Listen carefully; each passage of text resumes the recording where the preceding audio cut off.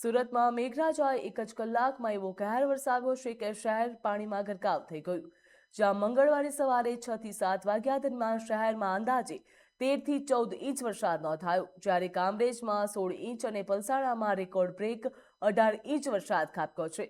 અનેક નીચાણવાળા વિસ્તારોમાં પાણી ભરાતા વહીવટીતંત્ર એક્શન મોડમાં આવ્યું, જ્યાં કલેક્ટર તેજસ પરમારે જણાવ્યું કે એનડીઆરએફ તેમજ એસડીઆરએફની ટીમો બચાવ કામગીરીમાં જોડાઈ ગઈ અને અત્યાર સુધીમાં આશરે 1200 લોકોને સુરક્ષિત સ્થળે ખસેડવામાં આવ્યા છે.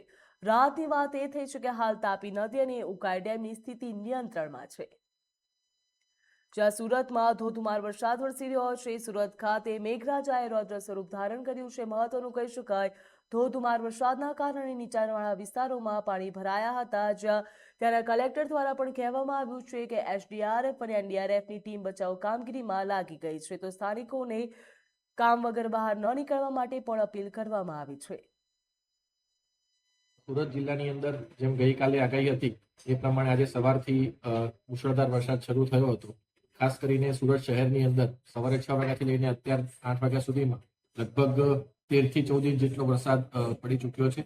સાથે સાથે પલસાણા અને કામરેજ તાલુકામાં પણ ખૂબ જ વધારે વરસાદ પડ્યો છે. કામરેજ તાલુકામાં સવારે 6 વાગ્યાથી અત્યાર સુધીમાં લગભગ 16 ઇંચ જેટલો વરસાદ નોંધાયો છે અને પલસાણામાં 18 ઇંચ જેટલો વરસાદ નોંધાયો છે.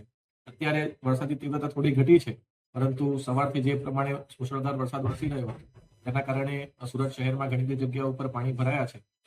અત્યારે રાહતની તમામ કામગીરી ચાલી રહી છે. એસએમસીની ટીમ દ્વારા કામગીરી થઈ રહી છે. સાથે સાથે એનડીઆરએફની એક ટીમ પણ સુરત શહેરમાં કામગીરી કરી રહી છે. એસડીઆરએફની પણ લગભગ 3 જેટલી ટીમ અત્યારે સુરત શહેરમાં આવવા માટે રવાના થઈ ચૂકી છે અને તે પણ પોતાની કામગીરી શરૂ કરશે.